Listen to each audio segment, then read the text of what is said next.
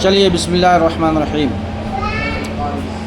وَيَحْتَرِزُ بِهَذَا الْقَيْدِ اما نسخت تلاوتہ دون حکمہ۔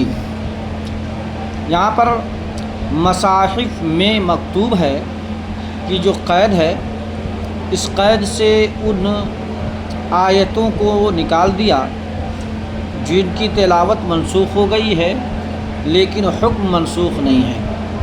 جیسے ایک آیت کریمہ تھی الشیخ والشیخۃ اذا زنیا فرجموہما نکالا من اللہ واللہ عزیز حکیم، کہ جب بوڑھا اور بوڑھی، مراد یہاں پر محسن اور محسنہ ہے یعنی شادی شدہ، جب زنا کریں تو ان دونوں کو رجم کرو۔ کیا کرو؟ ہاں، تو یہ آیت کریمہ کا حکم ابھی باقی ہے لیکن تلاوت اٹھا لی گئی۔ بات ہے سب میں؟ تو وہی فرمایا کہ وَيَحْتَرِزُ بِهَذَا الْقَيْدِ اما نسخت تلاوتہ، کہ اس قید سے احتراز کیا جس کی تلاوت منسوخ ہو گئی ہے، دون حکم ہی، ہاں، اور اس کا حکم کیا ہے؟ باقی ہے، اس کا حکم اٹھایا نہیں گیا ہے بلکہ حکم باقی ہے۔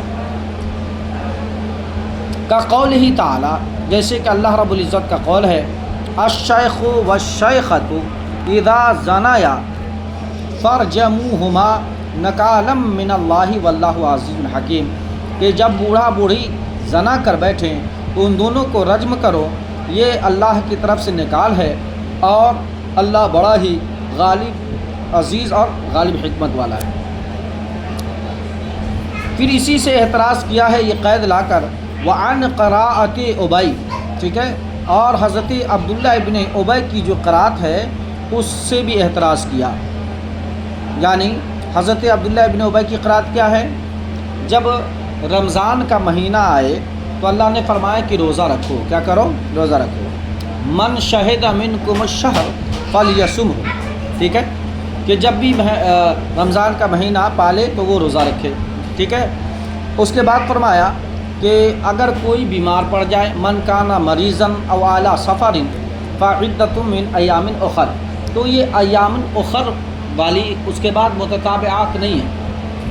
حضرت عبداللہ ابن ابی کی جو قرات ہے اس میں متتابعات کا لفظ ہے، نہیں سمجھے؟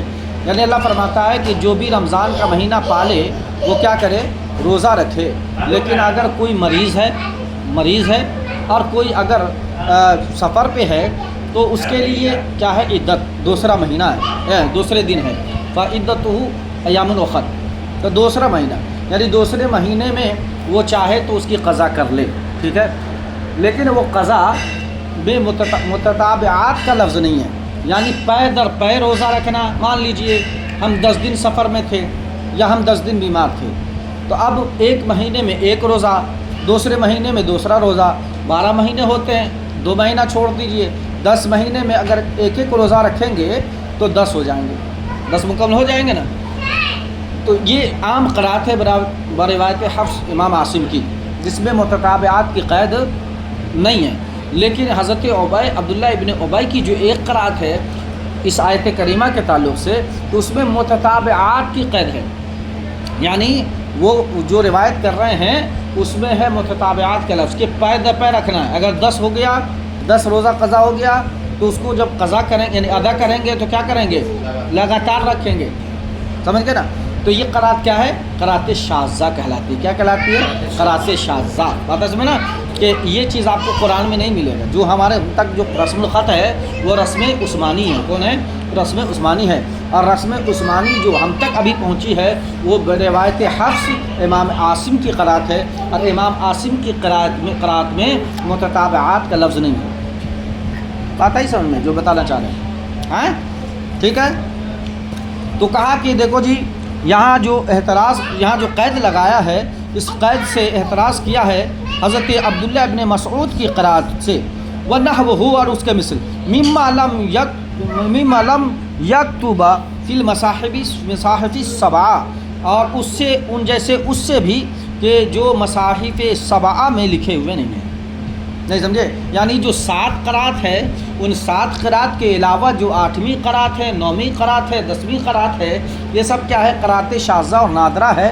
یہ 7 مصحف میں لکھا ہوا مکتوب نہیں ہے، تو ان سے بھی احتراز کیا، کہا کہ فی المصاحف کہہ کے یہ بتانا چاہ رہے ہیں کہ جو مصحف میں لکھا ہوا ہے الفاظ اور معنی، الفاظ اور اس کے ضمن میں معنی، تو کہا کہ بس وہی مراد ہے، اس کے علاوہ قرات شاذہ نادرہ مراد نہیں۔ اب چلیے آگے، المنقول عنہ نقلا متواترا بلا شبہۃ۔ تو پہلی جو صفت تھی یعنی قید تھی وہ المنزل علی رسول، دوسری قید اور صفت تھی کون؟ المکتوب فی المصاحف، اور تیسری اب صفت اور قید ہے المنقول عنہ نقلا متواترا بلا شبہۃ، کہ وہ قرآن جو منقول ہو نقل تواتر کے طور پر بلا شبہ یقینی طور سے۔